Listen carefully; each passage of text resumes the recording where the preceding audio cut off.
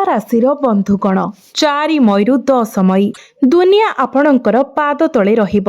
4 मईरु 10 मई पर्यंत समय आपणक पाई गुरुत्वपूर्ण हेबाकु जाउछि। शुक्र वर्तमान अष्टम भावरे गोचर करुछन्ति। ଏହା ବ୍ୟତୀତ ଶୁକ୍ର ରୋହିଣୀ ନକ୍ଷତ୍ରରେ ଅବସ୍ଥିତ।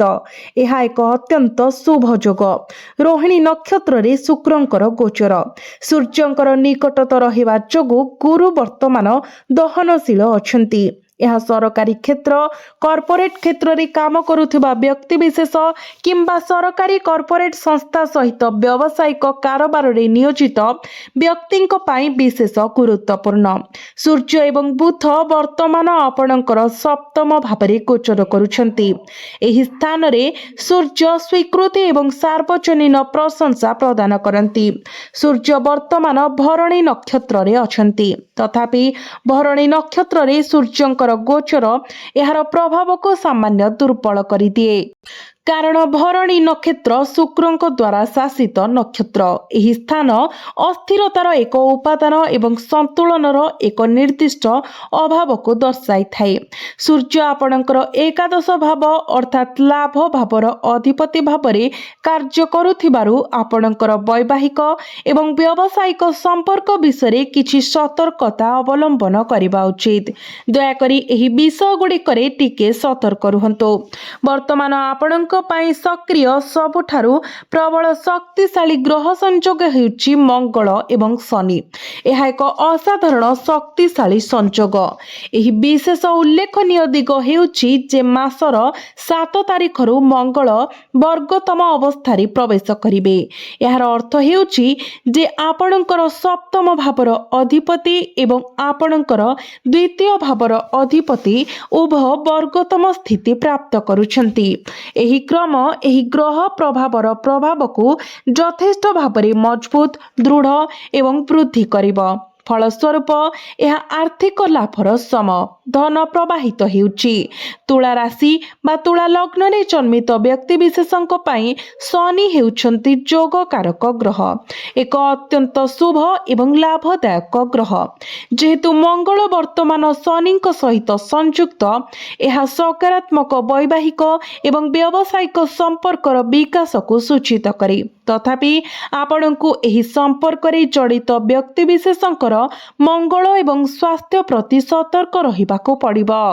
ନିଶ୍ଚିତ କରିବାକୁ ପଡ଼ିବ ଯେ ସେମାନେ ଅଜାଣତରେ ଦାୟିତ୍ୱର ଉତ୍ସ ନ ହୁଅନ୍ତି। ଆପଣଙ୍କୁ ସତର୍କ ରହିବାକୁ ପଡ଼ିବ ଯେ ଆପଣଙ୍କର କୌଣସି ସମ୍ପର୍କରେ ଅତ୍ୟଧିକ ଆକ୍ରମଣାତ୍ମକ କିମ୍ବା ଦବଦବାଶୀଳ ନ ହୁଅନ୍ତୁ। ଏପରି ଆଚରଣ ସେମାନଙ୍କୁ ଭବିଷ୍ୟତର ଦାୟିତ୍ୱରେ ପରିଣତ ନ କରେ। ଏହା ଏକ କଥା ଯାହା ପାଇଁ ଆପଣଙ୍କର ସଚେତନ ଏବଂ ଧ୍ୟାନ ଆବଶ୍ୟକ। ଶୁକ୍ର ଏବଂ ମଙ୍ଗଳଙ୍କର ମିଳିତ ପ୍ରଭାବ ଏହି ସମୟକୁ ବହୁତ ସୁଖଦ କରିଛି। ଆପଣଙ୍କର ବୈବାହିକ ଏବଂ ବ୍ୟବସାୟିକ ସମ୍ପର୍କ ପ୍ରକୃତରେ ଅନୁକୂଳ ଭାବରେ ବିକଶିତ ହେଉଛି। ଉଲ୍ଲେଖ କରାଯାଇଥିବା ଅନୁସାରେ ମଙ୍ଗଳ ଆପଣଙ୍କର ଦ୍ୱିତୀୟ ଭାବର ଅଧିପତି ଭାବରେ କାର୍ଯ୍ୟ କରୁଛନ୍ତି। ରାହୁ ସୂର୍ଯ୍ୟଙ୍କ ଦ୍ୱାରା ଆର୍ଥିକ ଲାଭ ପ୍ରଦାନ କରୁଛନ୍ତି। ଏହି ସମୟରେ ଶନିଙ୍କ ଗୋଚର ପାଇଁ ପ୍ରବୃତ୍ତିକୁ ସୂଚିତ କରେ। ଏହା ସମ୍ପତ୍ତିର ପରିଶୋଧନକୁ ମଧ୍ୟ ସହଜ କରିପାରେ। ଏଗୁଡ଼ିକ ସାଧାରଣ ଧାରା। ବର୍ତ୍ତମାନ ଏଠାରେ ଗୁରୁତ୍ୱପୂର୍ଣ୍ଣ ଦିଗ ହେଉଛି ଯେ ଚନ୍ଦ୍ର ବିଛା ରାଶିରେ ଗୋଚର କରୁଛନ୍ତି। ବିଛା ରାଶିରେ ଚନ୍ଦ୍ର ଶୁକ୍ର ସହିତ ଏକ ନିର୍ଦ୍ଦିଷ୍ଟ ମିଶ୍ରଣ ଗଠନ କରେ। ଏହି ବିନ୍ୟାସ ଆପଣଙ୍କର କାର୍ଯ୍ୟକ୍ଷେତ୍ରରେ ପରିବର୍ତ୍ତନ ଆଡ଼କୁ ଇଙ୍ଗିତ କରେ, ବିଶେଷ କରି ଆପଣଙ୍କର କାର୍ଯ୍ୟ ଜୀବନରେ ପରିବର୍ତ୍ତନ। ଆପଣ ବ୍ୟବସାୟ ବାଣିଜ୍ୟ କିମ୍ବା ବେତନଭୋଗୀ ଚାକିରିରେ ଜଡ଼ିତ ହୁଅନ୍ତୁ ନା କାହିଁକି, ସୂଚକଗୁଡ଼ିକ ସେହି ଦିଗରେ ଏକ ପରିବର୍ତ୍ତନକୁ ସୂଚିତ କରେ। ଶୁକ୍ର ଏବଂ ଚନ୍ଦ୍ରର ସ୍ଥିତି ମଧ୍ୟ ସମ୍ଭାବ୍ୟ ମତ ପାର୍ଥକ୍ୟକୁ ସୂଚିତ କରେ, ମୁଖ୍ୟତଃ ଆପଣଙ୍କର ଜୀବନସାଥୀଙ୍କ ସହିତ, ଆପଣଙ୍କର ବୈବାହିକ ସମ୍ପର୍କରେ, ଆପଣଙ୍କର ନିଯୁକ୍ତିଦାତାଙ୍କ ସହିତ। କିମ୍ବା ଆପଣଙ୍କର ବ୍ୟବସାୟିକ ଅଂଶୀଦାରମାନଙ୍କ ସହିତ ଏହା ମତଭେଦ ପାଇଁ ଅନୁକୂଳ ପରିବେଶ ସୃଷ୍ଟି କରେ। ତେଣୁ ଏକ ନିର୍ଦ୍ଦିଷ୍ଟ ପରିମାଣର ସତର୍କତା ଆବଶ୍ୟକ। ଦୟାକରି ଏହି ବିଷୟରେ ସତର୍କ ରୁହନ୍ତୁ। ଏହା ବ୍ୟତୀତ ଏହା ଏକ ଗୁରୁତ୍ୱପୂର୍ଣ୍ଣ ବିନ୍ଦୁ। ଯଦିଓ ମଙ୍ଗଳ ଏବଂ ଶନିଙ୍କର ସ୍ଥିତି ସାଧାରଣତଃ ଏଠାରେ ଅନୁକୂଳ, ଶୁକ୍ରଙ୍କର ପ୍ରଭାବ ଏକ ଏଭଳି ଯୋଗ ସୃଷ୍ଟି କରୁଛି ଯାହା ବୃତ୍ତିଗତ ପୁନର୍ଗଠନ ଆଡ଼କୁ ଗତି କରୁଥିବା ପରି ମନେ ହୁଏ। ଏହି କ୍ଷେତ୍ରରେ ଚନ୍ଦ୍ର ଶନି ଦ୍ୱାରା ଶାସିତ ଏକ ନକ୍ଷତ୍ର ମଧ୍ୟରେ ଅବସ୍ଥିତ। ପ୍ରାରମ୍ଭରେ ଏହା ଏକ ପୁନଃ ପରିଭାଷିତ ମୋଡ଼ ଦ୍ୱାରା ବର୍ଣ୍ଣିତ ଏକ ପର୍ଯ୍ୟାୟ ସୃଷ୍ଟି କରେ। ତଥାପି ପରବର୍ତ୍ତୀ ସମୟରେ, ବିଶେଷ କରି 5 ତାରିଖ ସକାଳ 9:57ରୁ ସେହି ଦିନ ଅପରାହ୍ନ 3:34 ପର୍ଯ୍ୟନ୍ତ ଚନ୍ଦ୍ର ବୁଧ ଦ୍ୱାରା ଶାସିତ ଏକ ନକ୍ଷତ୍ରରେ ପରିଣତ ହୁଏ। ବର୍ତ୍ତମାନ ଏହି ପରିବର୍ତ୍ତନର ପ୍ରଭାବ ବୁଝିବା ଜରୁରୀ। ଚନ୍ଦ୍ର ବୁଧଙ୍କ ନକ୍ଷତ୍ରରେ ପ୍ରବେଶ କରିବା ପରେ ଏହି ଜ୍ୟୋତିଷ ମିଶ୍ରଣ ଅତ୍ୟନ୍ତ ସମ୍ବେଦନଶୀଳ ହୋଇଯାଏ। ଆପଣଙ୍କୁ ସମ୍ଭାବ୍ୟ ଆଘାତ ବିଷୟରେ ସଚେତନ ରହିବାକୁ ପଡ଼ିବ। ଯଦି ଆପଣଙ୍କୁ ଅସ୍ତ୍ରୋପଚାରର ଆବଶ୍ୟକତା ପଡ଼ିପାରେ, ତେବେ ଏହି ବିଷୟରେ ବିଶେଷ ସତର୍କତା ଅବଲମ୍ବନ କରାଯିବା ଉଚିତ। ଯାତ୍ରା ହୋଇପାରେ, ବାସସ୍ଥାନ କିମ୍ବା ସ୍ଥାନ ପରିବର୍ତ୍ତନ ହୋଇପାରେ, କିମ୍ବା ଏକ ଗୁରୁତ୍ୱପୂର୍ଣ୍ଣ କାର୍ଯ୍ୟକ୍ଷେତ୍ରରେ ମୋଡ଼ ମଧ୍ୟ ଆସିପାରେ। ଆପଣ ଶାରୀରିକ ଆଶ୍ୱସ୍ତି ମଧ୍ୟ ଅନୁଭବ କରିପାରନ୍ତି, ଯେପରିକି ମାଂସପେଶୀରେ ଚାପ କିମ୍ବା ଯନ୍ତ୍ରଣା। ଏହି ସମସ୍ତ ସମ୍ଭାବନା ଏହି ସମୟ ମଧ୍ୟରେ ସୂଚିତ ହୋଇଛି। ବିପରୀତ ଭାବରେ, ଯେଉଁମାନଙ୍କର ବ୍ୟକ୍ତିଗତ ଜନ୍ମ ଚାର୍ଟ ବର୍ତ୍ତମାନ ଏକ ଅତ୍ୟନ୍ତ ଅନୁକୂଳ ପର୍ଯ୍ୟାୟରେ ଅଛି, ସେମାନଙ୍କ ପାଇଁ ଏହି ସମୟ ଅନୁସନ୍ଧାନ ଏବଂ ବିସ୍ତାର ପାଇଁ ସୁଯୋଗ ମଧ୍ୟ ପ୍ରଦାନ କରିପାରେ। ଆପଣଙ୍କର ବୃତ୍ତିଗତ ଜୀବନ ସମ୍ବନ୍ଧୀୟ ନିର୍ଦ୍ଦିଷ୍ଟ ଫଳାଫଳ ଶେଷରେ ଆପଣଙ୍କର ବ୍ୟକ୍ତିଗତ ଜନ୍ମକୁଣ୍ଡଳୀ ଅନ୍ୟାନ୍ୟ ବିବରଣୀ ଉପରେ ନିର୍ଭର କରିବ। ତେଣୁ ସଂକ୍ଷେପରେ, ଚନ୍ଦ୍ର ବର୍ତ୍ତମାନ ବର୍ଣ୍ଣିତ ଭାବରେ ଅବସ୍ଥିତ। ଏକ ଉଚ୍ଚ ସମ୍ବେଦନଶୀଳତା ବିଦ୍ୟମାନ ଏବଂ ସତର୍କତା ଅବଲମ୍ବନ କରିବା ଆବଶ୍ୟକ। ଆପଣଙ୍କୁ ଯେତେ ସମ୍ଭବ ଯୁକ୍ତିତର୍କ ଠାରୁ ଦୂରେଇ ରହିବାକୁ ପଡ଼ିବ। ଆମେ ପୂର୍ବରୁ ମଙ୍ଗଳ ଏବଂ ଶନିଙ୍କର ପ୍ରଭାବ ବିଷୟରେ ଆଲୋଚନା କରିଛୁ। ସୂର୍ଯ୍ୟ ଭରଣୀ ନକ୍ଷତ୍ରରେ ଗମନ କରୁଛନ୍ତି ଏବଂ ସମଗ୍ର ସପ୍ତାହ ଯାଏ ଏହି ନକ୍ଷତ୍ରରେ ରହିବେ। ଏହି ସମୟର ଏକ ବିଶେଷ ଗୁରୁତ୍ୱପୂର୍ଣ୍ଣ ଦିଗ ହେଉଛି ଯେ ଚନ୍ଦ୍ର ପୂର୍ବାଷାଢ଼ା ନକ୍ଷତ୍ରରେ ପ୍ରବେଶ କରିବା ପରେ ସୂର୍ଯ୍ୟଙ୍କ ସହିତ ରାଶିର ଆଦାନ ପ୍ରଦାନ ଗଠିତ ହୁଏ। ଏହା ଏକ ଅତ୍ୟନ୍ତ ସକାରାତ୍ମକ ପ୍ରଭାବ। ଚନ୍ଦ୍ର ଅଳ୍ପ ସମୟ ପାଇଁ ଏହି ବିନ୍ୟାସରୁ କ୍ଷଣିକ ଭାବରେ ବାହାରିଯାଏ। ମାସର 7 ତାରିଖରେ ଏକ ପ୍ରମୁଖ ଘଟଣା ଘଟିବାର ଯୋଜନା ରହୁଛି। ବୁଧ ମେଷ ରାଶିରେ ପ୍ରବେଶ କରିବେ। ବିଶେଷ କରି ଭରଣୀ ନକ୍ଷତ୍ର ଦେଇ ଗତି କରୁଥିବା ସମୟରେ ବୁଧ ମେଷ ରାଶିରେ ପ୍ରବେଶ କରୁଛନ୍ତି। ଦେଖନ୍ତୁ, ସୂର୍ଯ୍ୟ ଏବଂ ବୁଧ ଉଭୟ ଭରଣୀ ନକ୍ଷତ୍ରରେ ଅବସ୍ଥିତ ଏବଂ ସେମାନେ କିଛି ସମୟ ପାଇଁ ଏହି କ୍ରମରେ ରହିବେ, ବିଶେଷ କରି ପ୍ରାୟ 11 ତାରିଖ ପର୍ଯ୍ୟନ୍ତ। ତେଣୁ ଏହି ସମ୍ପୂର୍ଣ୍ଣ ସପ୍ତାହରେ ବୁଧ ଏବଂ ସୂର୍ଯ୍ୟ ଉଭୟ ଭରଣୀ ନକ୍ଷତ୍ରରେ ଅବସ୍ଥିତ ହେବା ସହିତ ଆପଣଙ୍କୁ ବୈବାହିକ ଏବଂ ବ୍ୟବସାୟିକ ସମ୍ପର୍କ, ଆର୍ଥିକ ଖର୍ଚ୍ଚ ଏବଂ ନିବେଶ ବିଷୟରେ ସତର୍କତା ଅବଲମ୍ବନ କରିବାକୁ ପଡ଼ିବ। ଖର୍ଚ୍ଚ ଯେପରି ଅତ୍ୟଧିକ ନ ହୁଏ ତାହା ନିଶ୍ଚିତ କରିବା ପାଇଁ ଆପଣଙ୍କୁ ସତର୍କ ରହିବାକୁ ପଡ଼ିବ। ବିଳାସପୂର୍ଣ୍ଣ ଜିନିଷ କିମ୍ବା ଜୀବନଶୈଳୀ ସମ୍ବନ୍ଧୀୟ ଯୋଜନା ପାଇଁ ନିବେଶ ହୋଇପାରେ। ଆପଣଙ୍କର ଜୀବନସାଥୀଙ୍କ ଉପରେ କିମ୍ବା ବୈବାହିକ ଏବଂ ବ୍ୟବସାୟିକ ସମ୍ପର୍କ ବଜାୟ ରଖିବା ପାଇଁ ଟଙ୍କା ଖର୍ଚ୍ଚ ହୋଇପାରେ। ଯଦିଓ ଏହା ଆଶା କରାଯାଏ, ଆପଣଙ୍କୁ ସତର୍କ ରହିବାକୁ ପଡ଼ିବ, କାରଣ ଏହି ଖର୍ଚ୍ଚ ସମ୍ଭାବ୍ୟ ଭାବରେ ବୃଦ୍ଧି ପାଇପାରେ। ମଙ୍ଗଳ ଏବଂ ଶୁକ୍ରଙ୍କର ମିଳିତ ପ୍ରଭାବ ଆପଣଙ୍କୁ ଆପଣଙ୍କର ସୀମା ଅତିକ୍ରମ କରିବାକୁ କିମ୍ବା ଅଧିକ ଖର୍ଚ୍ଚ କରିବାକୁ ବାଧ୍ୟ କରିପାରେ। ତେଣୁ କିଛି ପରିମାଣର ସତର୍କତା ଆବଶ୍ୟକ। ଭାଗ୍ୟ ବିଷୟରେ ଅନିଶ୍ଚିତତାର ଭାବନା ଦେଖାଯାଉଛି। ଏହା ବ୍ୟତୀତ 7 ତାରିଖରେ ଆଉ ଏକ ଗୁରୁତ୍ୱପୂର୍ଣ୍ଣ ଘଟଣା ଘଟିବ। ମଙ୍ଗଳ ବର୍ଗୋତ୍ତମ ଅବସ୍ଥାରେ ପ୍ରବେଶ କରିବେ। ସକାଳ 3ଟାରୁ ମଙ୍ଗଳ ମୀନ ରାଶିରେ ଅବସ୍ଥିତ ହୋଇ ବର୍ଗୋତ୍ତମ ହୋଇଯିବେ। ଆପଣଙ୍କର ସପ୍ତମ ଭାବର ଶାସକ ଭାବରେ ମଙ୍ଗଳ ବର୍ତ୍ତମାନ ଷଷ୍ଠ ଭାବରେ ଗୋଚର କରୁଛନ୍ତି ଏବଂ ଏକକାଳୀନ ବର୍ଗୋତ୍ତମ ମଧ୍ୟ ରହିଛି। ଏହା ସହିତ ଆପଣଙ୍କର ଦ୍ୱିତୀୟ ଭାବର ଅଧିପତି ଧନର ସୂଚକ। ଏହା ସୂଚିତ କରେ ଯେ ଆପଣଙ୍କର ଆର୍ଥିକ ପ୍ରବାହରେ ଉନ୍ନତି ହେଉଛି। ଟଙ୍କାର ପ୍ରବାହ ଅଧିକ ଦୃଢ଼ ହେଉଛି।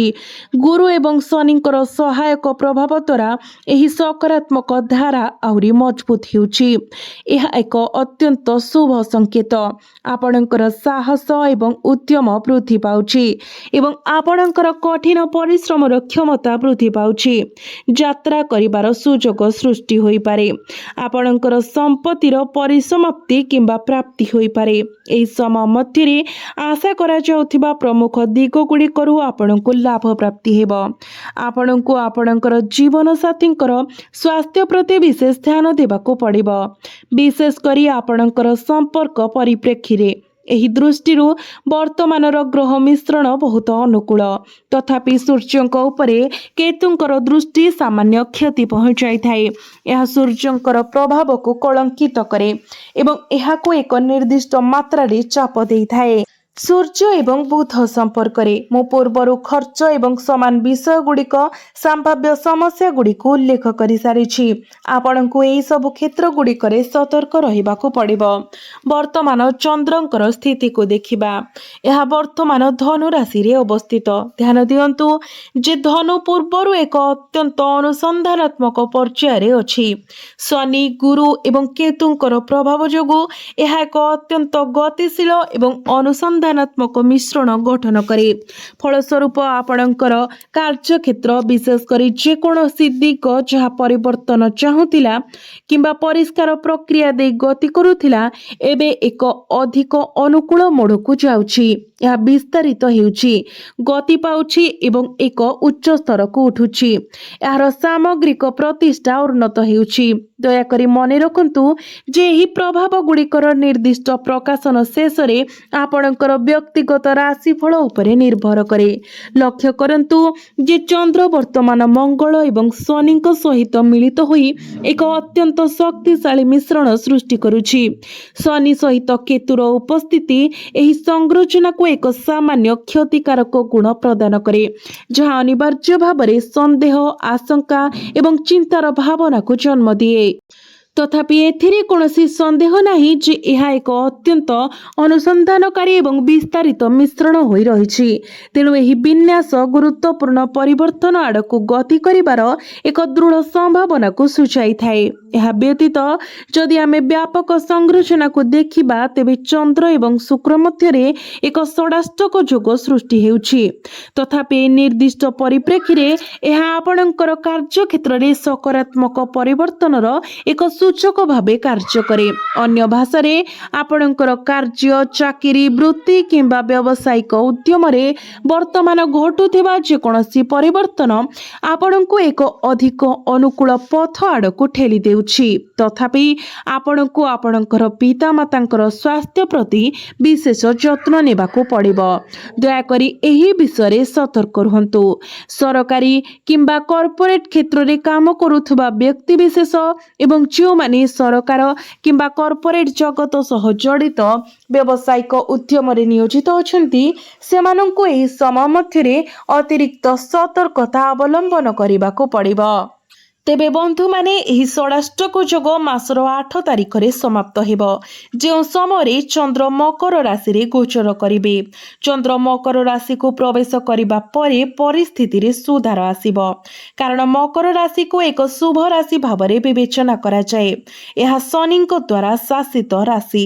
ବର୍ତ୍ତମାନ ମକର ରାଶିରେ ଥିବା ଚନ୍ଦ୍ର ଦଶମ ଭାବରେ ନିଜର ଦୃଷ୍ଟି ପକାଇବେ। ଆପଣଙ୍କର କ୍ୟାରିୟର ସମ୍ପର୍କରେ ଯେଉଁ ଅନିଶ୍ଚିତତା ରହିଛି ତାହା କିଛିଟା ସ୍ପଷ୍ଟ ହେବା ଆରମ୍ଭ କରିବ ଏବଂ ଜିନିଷ ଗୁଡ଼ିକ ଠିକ୍ ସ୍ଥାନକୁ ଆସିଯିବ। ଆପଣଙ୍କର ଧ୍ୟାନ ଆପଣଙ୍କର କାର୍ଯ୍ୟ, ଆପଣଙ୍କର ବ୍ୟବସାୟିକ ଉଦ୍ୟମ ଏବଂ ଚାକିରି ଦାୟିତ୍ୱ ଉପରେ ସିଧାସଳଖ ପଡ଼ିବ। ଆପଣ ଏହି କ୍ଷେତ୍ର ଗୁଡ଼ିକ ଉପରେ ଅଧିକ ଧ୍ୟାନ କେନ୍ଦ୍ରିତ କରିବେ। ଏହା ବ୍ୟତୀତ ଚନ୍ଦ୍ରଙ୍କର ଏଠାରେ ଆଗମନ ସହିତ ଶନି ଏବଂ ଚନ୍ଦ୍ରର ମିଳିତ ପ୍ରଭାବ ଆପଣଙ୍କର ରାହୁକୁ ପୁନଃ ପରିଭାଷିତ ମୁଡ୍ରେ ରଖେ। ରାହୁ, ଗୁରୁ, କେତୁ ଏବଂ ଲଗ୍ନ ଉପରେ ନିଜର ଦୃଷ୍ଟି ପକାଇବ। ଫଳସ୍ୱରୂପ ଆପଣଙ୍କୁ ଟିକିଏ ପେଟଜନିତ ସମସ୍ୟା ଦେଖା ଦେଇପାରେ। ତେବେ ଆପଣ ଗତ କିଛି ଦିନ ଧରି ଘଟିଥିବା ଛୋଟ ଛୋଟ ଘଟଣା ଗୁଡ଼ିକ ଉତ୍ଥାନ ପତନ ବିଷୟରେ ଚିନ୍ତା କରୁଛନ୍ତି। ଏହି ସମୟ ମଧ୍ୟରେ ଏହା ଏକ ସ୍ୱତନ୍ତ୍ର ବିଷୟବସ୍ତୁ। ପରବର୍ତ୍ତୀ ସମୟରେ ଚନ୍ଦ୍ର ଶ୍ରବଣ ନକ୍ଷତ୍ରରେ ପ୍ରବେଶ କରନ୍ତି। ଯେହେତୁ ଚନ୍ଦ୍ର ମଇ 9 ତାରିଖ ପର୍ଯ୍ୟନ୍ତ ଶ୍ରବଣ ନକ୍ଷତ୍ରରେ ରହିବେ, ତେଣୁ ନିଜର ଦୃଷ୍ଟିକୁ ନିଜ ରାଶି ଉପରେ ରଖିବେ। ନିଜ ନକ୍ଷତ୍ର ମଧ୍ୟରେ ଅବସ୍ଥିତ ହେବା ଏହାକୁ ଏକ ବିଶେଷ ଗୁରୁତ୍ୱପୂର୍ଣ୍ଣ ସମୟ କରିଥାଏ। ତେଣୁ ମଇ 8 ରୁ ମଇ 9 ତାରିଖ ରାତି ପର୍ଯ୍ୟନ୍ତ ସମୟ ବହୁତ ଶୁଭ। ଏହି ଅନୁକୂଳ ସମୟର ସର୍ବାଧିକ ଉପଯୋଗ କରନ୍ତୁ। ମଇ 9 ତାରିଖରେ ପ୍ରଦାନ କରାଯାଇଥିବା ସୁଯୋଗ ଗୁଡ଼ିକୁ ହାତଛଡ଼ା କରନ୍ତୁ ନାହିଁ। ଏହାପରେ ମଇ 10 ତାରିଖରେ ଚନ୍ଦ୍ର କୁମ୍ଭ ରାଶିରେ ପ୍ରବେଶ କରିବେ। ଚନ୍ଦ୍ର କୁମ୍ଭ ରାଶିରେ ପ୍ରବେଶ କରିବା ମାତ୍ରେ ବୁଧଙ୍କ ସହିତ ଗଠିତ ମିଶ୍ରଣ ମଙ୍ଗଳ ଏବଂ ଶନିଙ୍କୁ ପ୍ରଭାବିତ କରିବା ଆରମ୍ଭ କରିବ। ଏହି ପର୍ଯ୍ୟାୟରେ ଆପଣଙ୍କୁ ଯାତ୍ରା ସୁଯୋଗ, ସମ୍ପତ୍ତିର ପରିସମାପ୍ତି କିମ୍ବା ପାଣ୍ଠିର ପ୍ରବାହ ଅନୁଭବ କରିପାରନ୍ତି। ତଥାପି ଆପଣଙ୍କୁ ସତର୍କତା ଅବଲମ୍ବନ କରିବାକୁ ପଡ଼ିବ ଏବଂ ଆପଣଙ୍କର ଜୀବନସାଥୀଙ୍କର ସ୍ୱାସ୍ଥ୍ୟ ଏବଂ ସୁସ୍ଥତା ପ୍ରତି ଧ୍ୟାନ ଦେବାକୁ ପଡ଼ିବ। ଆପଣଙ୍କର ବୈବାହିକ ଏବଂ ବ୍ୟବସାୟିକ ସମ୍ପର୍କର ସ୍ୱାସ୍ଥ୍ୟ ପ୍ରତି ମଧ୍ୟ ଧ୍ୟାନ ଦେବାକୁ ପଡ଼ିବ। ଏହା ସହିତ ଆପଣ ଆପଣଙ୍କର ବାମ ଗୋଡ଼ କିମ୍ବା କାନ୍ଧରେ ଯନ୍ତ୍ରଣା ଅନୁଭବ କରିପାରନ୍ତି। ମାଂସପେଶୀରେ ଟାଣ ହେବା ଭଳି କିଛି ଅସୁବିଧା ଅନୁଭବ କରିପାରନ୍ତି। ଦୟାକରି ଏହି କ୍ଷେତ୍ରଗୁଡ଼ିକର ଉପଯୁକ୍ତ ଯତ୍ନ ନିଅନ୍ତୁ। କେବଳ ଏହି ସବୁ ଛୋଟ ଛୋଟ ସମସ୍ୟା ବ୍ୟତୀତ ଅନ୍ୟ ସବୁ କିଛି ସକାରାତ୍ମକ ଦେଖାଯାଉଛି। ଆପଣଙ୍କର ସାମଗ୍ରିକ ସ୍ଥିତିରେ ଉନ୍ନତି ହେବ। ଗ୍ରହ ସଂରଚନା ଧୀରେ ଧୀରେ ଅଧିକ ଅନୁକୂଳ ହେଉଛି। ଆପଣ ଆଗାମୀ ସପ୍ତାହକୁ ଅପେକ୍ଷା କରିବା ସହିତ ଆପଣ ଦେଖିବେ ଯେ ଏକ ପ୍ରକୃତ ଉଲ୍ଲେଖନୀୟ ସମୟ ଆପଣଙ୍କ ପାଇଁ ଅପେକ୍ଷା କରିଛି। କିନ୍ତୁ ଆପଣ ମନେ ରଖନ୍ତୁ ଯେ ଏହି ସୁଯୋଗକୁ ଆପଣ ନିଶ୍ଚିତ ଭାବରେ ଉପଯୋଗ କରିବେ। ଏହା ଆପଣଙ୍କର ବୃତ୍ତିଗତ କ୍ଷେତ୍ର, ଆପଣଙ୍କର କାର୍ଯ୍ୟ ଜୀବନ ଏବଂ ଦୈନନ୍ଦିନ କର୍ତ୍ତବ୍ୟ ପାଇଁ ପ୍ରଯୁଜ୍ୟ। ଛାତ୍ରଛାତ୍ରୀମାନଙ୍କ ପାଇଁ ଏହା ଏକ ବିଶେଷ ଗୁରୁତ୍ୱପୂର୍ଣ୍ଣ ସମୟ। ବର୍ତ୍ତମାନ ଆପଣଙ୍କର ଏକ ବହୁତ ଦୃଢ଼ ମାନସିକତା ଅଛି ଏବଂ ଯଦି ଆପଣ ଏହା କରିବାକୁ ବାଛନ୍ତି, ତେବେ ଆପଣ ଏଥିରୁ ପ୍ରଚୁର ଲାଭ ପାଇବେ। ମତଭେଦ ଏବଂ ବିଭ୍ରାନ୍ତିକୁ ଏଡ଼ାଇବାକୁ ଚେଷ୍ଟା କରନ୍ତୁ। ଆପଣଙ୍କର ବୈବାହିକ ଜୀବନ ପାଇଁ ଆପଣ ଯେତେ ପାରିବେ ଅହଙ୍କାର ଠାରୁ ଦୂରେଇ ରୁହନ୍ତୁ। ଯୁକ୍ତିତର୍କ ଠାରୁ ଦୂରେଇ ରୁହନ୍ତୁ। ଆପଣଙ୍କ ପାଇଁ ଏକ ପ୍ରକୃତ ଉତ୍କୃଷ୍ଟ ପର୍ଯ୍ୟାୟ ଆଗକୁ ଆସୁଛି। ଏହାର ସର୍ବାଧିକ ଉପଯୋଗ କରନ୍ତୁ କାରଣ ସମୟ ଅତ୍ୟନ୍ତ ଅନୁକୂଳ ରହୁଛି।